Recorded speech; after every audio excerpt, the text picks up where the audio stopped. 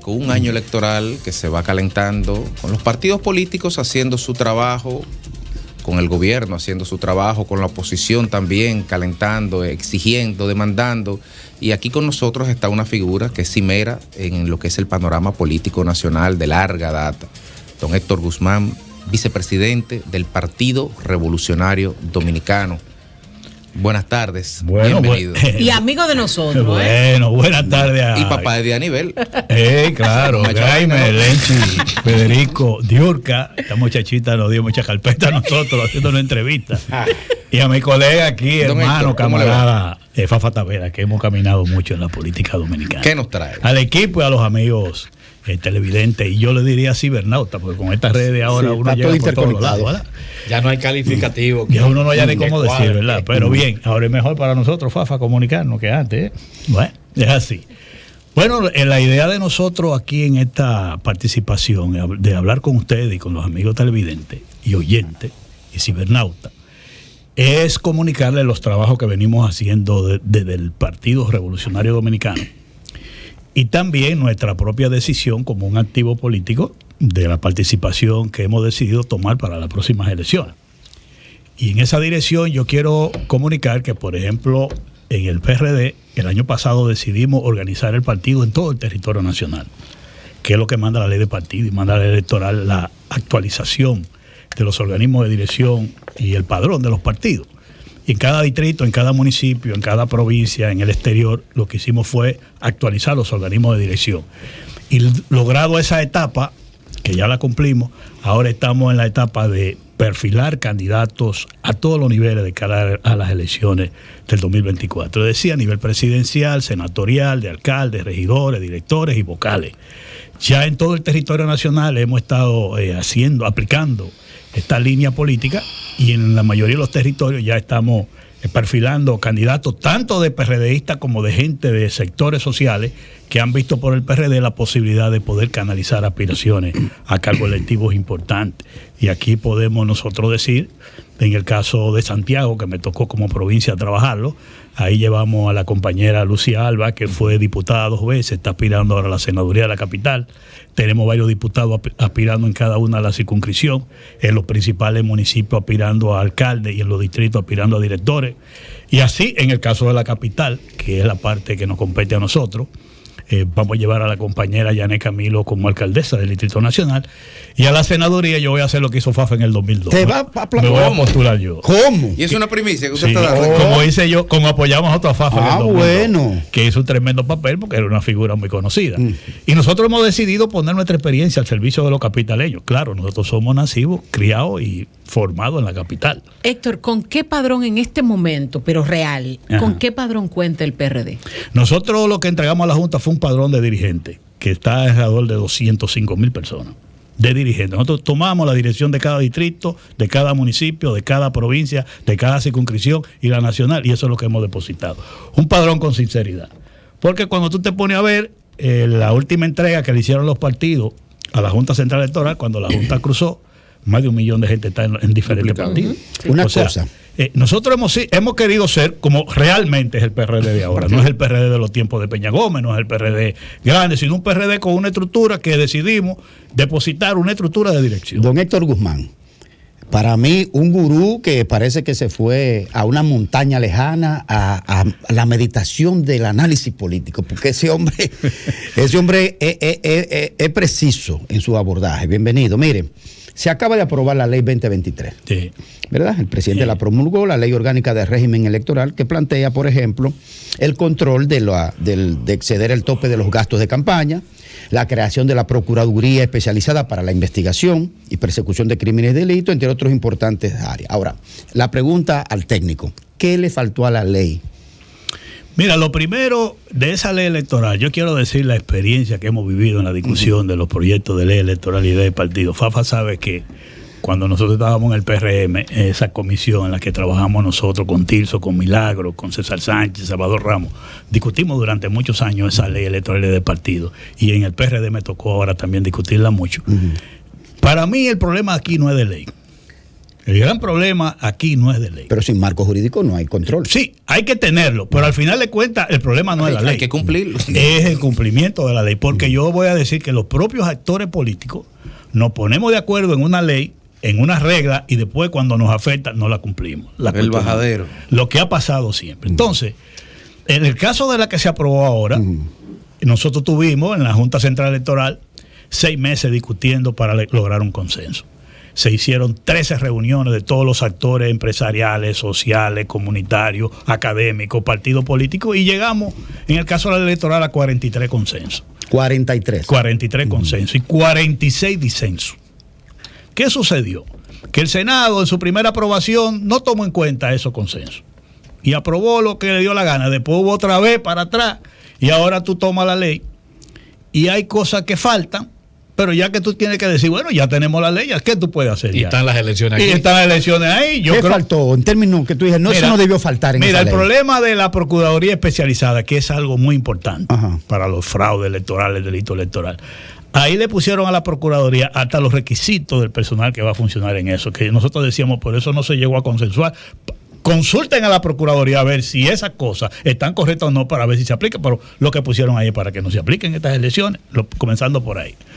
Segundo, lo del voto automatizado.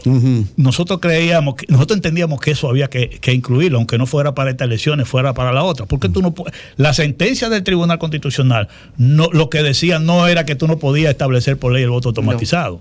Era que tú no podías delegar en la Junta Central Electoral su implementación, su desarrollo, su regulación. Era lo otro. Entonces, pues vamos arriba, vamos a ponerlo ahí, esa parte. El tema del transfugismo. Bueno, en esta ley inclusive se eliminan sanciones que tienen que ver con el uso de dinero ilícito, pero también con el tema del transfugismo, que es un tema que todos los partidos lo acordaban, estábamos de acuerdo, y después eso se echó por la borda. Pero también ahí te ponen el tema del tope para los gastos de campaña, que te habla que si tú pasas por más de un 5%, se te va a aplicar una multa de 3 veces por lo que tú te sobrepasaste. ¿Y quién va a determinar eso? ¿Cómo lo van a determinar? Pues a mí me dan 3 vallas. Pero no, oye lo del tope. Es que sobre ese tema del tope de campaña, cuando tú te pones a tratar temas que tú no dominas, que tú no conoces, la gente viene y comete cualquier disparatada.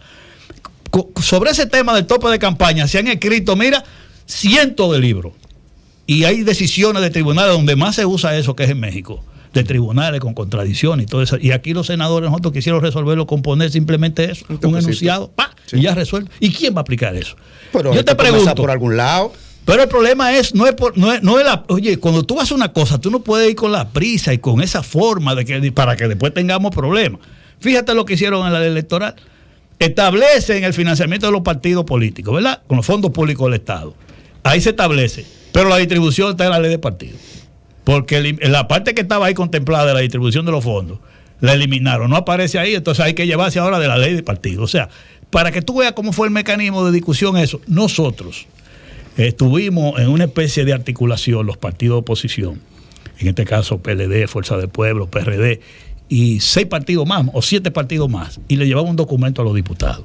Le dijimos, mire, lo más práctico, lo más saludable es que ustedes aprueben esa ley, lo consensuado. No se metan en lo que hubo disenso, porque si en 6 meses, en 13 reuniones, nosotros no nos pusimos de acuerdo, ¿ustedes creen que en una semana ustedes van a resolver eso? Bueno, pusieron lo que ellos entendieron ahí y zancocharon esa ley. Pero yo insisto, ya está ahí la ley. Está ahí la ley. Pero insisto, más que la ley, que es bueno que haya normas, la ley de partido. Fíjate que aprobamos la ley electoral, pero a la ley de partido no le pusimos la mano. O sea, que es la que entra ahora en vigencia. Entonces, lo importante es la voluntad de cumplir lo que se acuerde. Eso es a eso que yo me refiero. Y que la Junta, a mí me preocupa, de la Junta Central Electoral, me está preocupando, es que yo no le veo la autoridad para imponerse. ¿Pero cómo va a ser? Sí, no me está preocupando. Eso es muy grave porque tú le estás diciendo algo muy específico. Me está preocupando porque hay violaciones determinadas y la Junta tiene... La Junta preparó un reglamento que le llama el periodo previo a la precampaña, que es el que está vigente ahora desde octubre del 21. Hasta julio, ¿verdad? Hasta julio. Desde octubre del 21, ¿no? hasta el primer domingo de julio, que es cuando inicia la precampaña. Y ahí están medidas cautelares que puede tomar con las situaciones que se están dando. ¿Y por qué no la implementa? Eso es lo que yo me preocupa. Eso es lo que me preocupa, porque si no da señales claras ahora de autoridad, después va a ser más difícil. De cara a las elecciones del 24, ¿Cuáles son las perspectivas, las visiones que ustedes tienen, han discutido, han proyectado referente a alianzas, a posible alianza? ¿Eso implicaría, en caso de que tengan una línea definida en ese sentido, apoyar a otros partidos u otros candidatos? Mira, en este momento cada partido está aplicando su estrategia, de manera muy clara. Cada quien está aplicando su estrategia, su plan. Nosotros estamos aplicando la de nosotros. Nosotros sabemos claro los plazos que son fatales porque no lo podemos cambiar los partidos, están en la ley. Entonces, nosotros hemos decidido transitar el camino de crecimiento, de perfilar candidatura, y en su momento que llegue ese tema, nosotros decidiremos a todos los niveles qué pasa. Y eso lo están haciendo los otros partidos. La ley establece claramente un plazo que va a ser determinante para las alianzas. Y escúchenlo bien. El día 2 de junio, a más tardar el 2 de junio, junio de este año, los organismos de dirección partidaria tendrán que decidir sobre las reservas de candidaturas.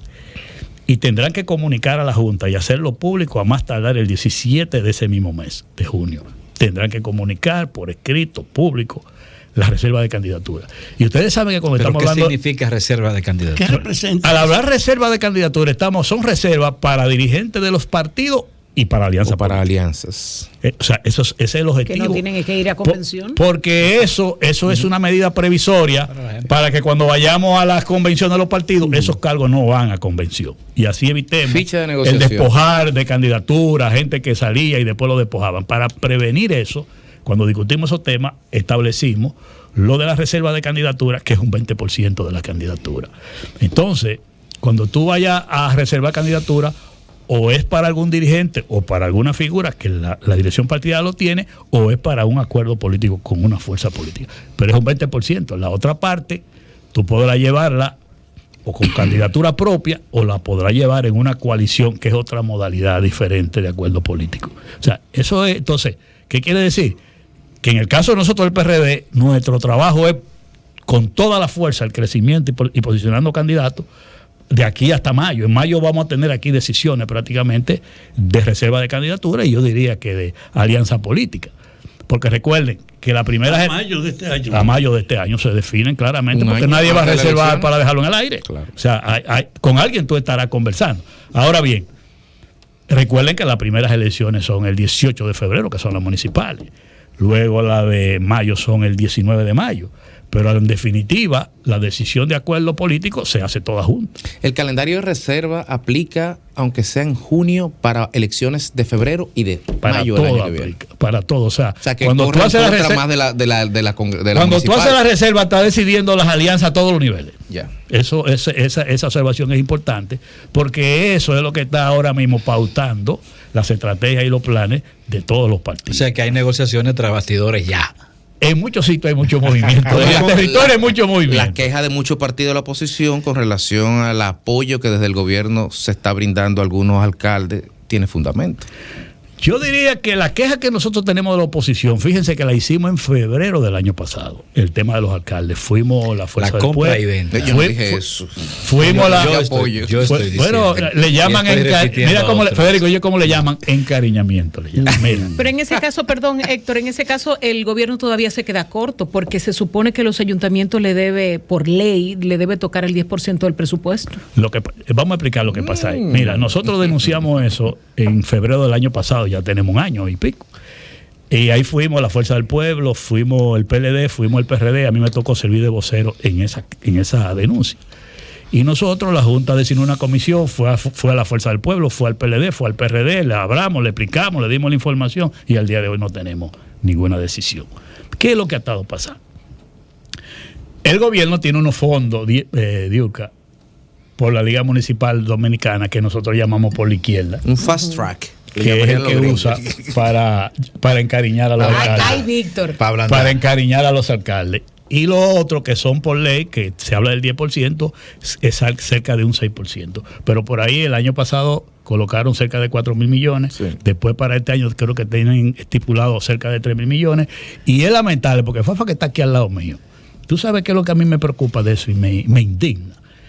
Fue que cuando Fafa y yo estábamos en el PRM, porque él está todavía ahí, pero discutiendo el tema del transfugismo, en la ley de partidos electorales existe la palabra transfugismo porque fue el PRM que la puso.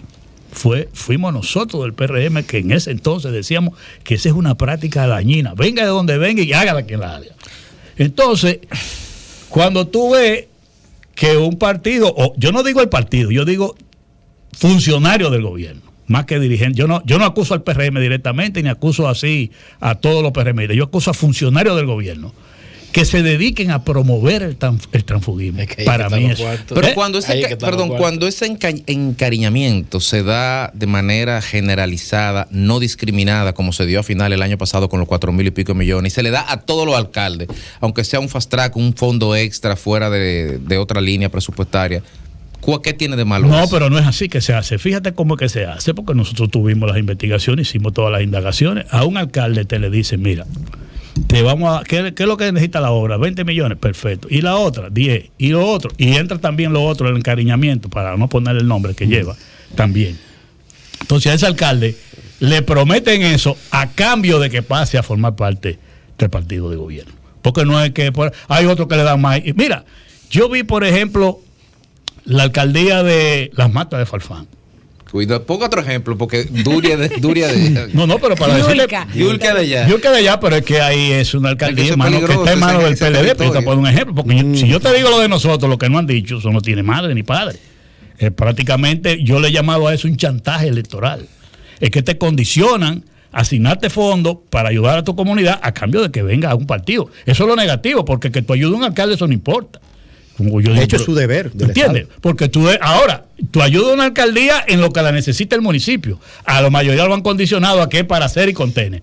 Y cuando yo hablaba de la Mata de Farfán, que recuerdo que oí hablando uno de los regidores de ahí, a nosotros nos han puesto unos fondos de que para hacer y contener, pero aquí el problema de nosotros es una cañada. Y no lo podemos cambiar. Y nos lo condicionan. Y para podernos apoyar, o sea. Es otra distorsión. Elementos que están manejando de una manera muy dañina y sobre todo que tú estás vulnerando la voluntad de un pueblo que votó por un alcalde, de un partido, de una alianza de partido y te lo lleva para el otro. Pero también malo que él se vende.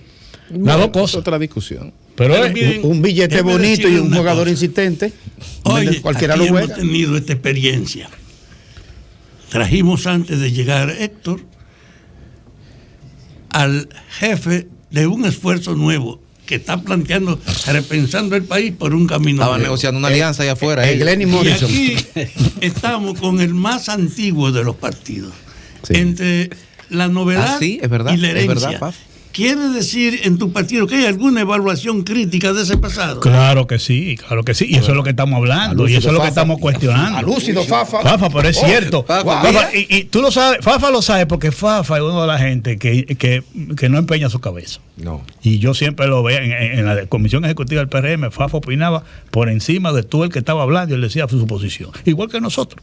Y eso nos cuesta a veces mucho sacrificio en un partido. Hay prácticas que son de principio que tú las rechazas. Y tú no puedes porque pase o te otro líder, tú permitirla. Y a eso nosotros apelamos por el sistema de partido, porque lo que estamos en esto, la gente cree que todo el que está en política es por dinero y por lo material. Hay gente que estamos por convicción, por principio, y que hemos llegado a esta edad pregonando cosas como esa. Y yo creo que al sistema de partido hay prácticas que no le convienen. Y vamos a unas elecciones ahora, que ustedes tienen que saber que en esta elección ustedes tienen que conocer informaciones. Aquí no hay decisión en primera vuelta. A propósito de eso, tú tienes informaciones propias acerca de eso. ¿Tienes número de encuesta? Totalmente. ¿Cuáles son los números de la encuesta? Pero nosotros no, yo no voy a dar números de como le llaman de carrera de caballo. Yo sí tengo números de la situación del país, que es la preocupante. Tú dices, o sea, la situación económica política. Sí, el país tiene una situación que sí es. Las investigaciones. Pero se va en primera vuelta, como dicen. Nadie aquí se ve en primera vuelta. Cuando yo oigo gente hablando de primera vuelta, cree que es fácil las cosas. Los que no han dirigido campaña no saben lo que es eso. Porque nosotros podemos hablar por la experiencia de nosotros. Cuando nosotros teníamos con Hipólito Mejía de cara al 12, le llevábamos un momento a Danilo Medina 24%. Y Hipólito salió en esa campaña aspirando a una candidatura con un 4%, se colocó por encima de Danilo en más de un 24%. Y a las 11 de la mañana, el día de la votación, le llevaba 6 puntos a Danilo Medina. Y terminamos perdiendo las elecciones, realmente. Entonces, el comportamiento electoral, y nunca habíamos llegado al 50+1 en ese momento. Es igual que cuando el 2000, por más popularidad, No se llegaba al 50%. No se llegó, ¿no? Peña Gómez en el 96, igual. Cuando yo iba hablando gente de 50%, ¿tú crees que es fácil? Y es fácil llegar al 45%. Ahora, de ahí llegar al 50% es mucho más difícil que llegar al 45%. Don Héctor. Para que sepan, en la política un punto después de 45 es más difícil que llegar de 0 a 45, para que ustedes lo sepan. Entonces, hoy no hay decisión de primera vuelta. Lo que sí dicen los números, que la gente siente en la población, y esto sí yo quiero que ustedes lo sepan. Primero es que la situación del alto costo de la vida sigue siendo la número 1. Segundo, la situación de la inseguridad. Tercero, el tema del desempleo. Y tú sabes qué es lo peor, que la gente siente que lo que le espera es peor, que ha perdido la esperanza. Y eso sí es preocupante, en las condiciones que está viviendo la gente en este momento. Y eso es lo que nos preocupa. Don Héctor Guzmán, vicepresidente del Partido Revolucionario Dominicano, gracias por estar aquí. Y gracias por demostrar una vez más con ese conocimiento y es preciso de esta ley nueva incluso, los verdaderos desafíos que tenemos por delante como sociedad de cara a las elecciones. Muchas gracias por participar. Gracias a ustedes. Sol 106.5, con la mayor variedad de contenido, información, entretenimiento e interacción en una sola estación. Cobertura total, disponible para ti en la radio y en las plataformas digitales. Somos Sol 106.5, la más interactiva.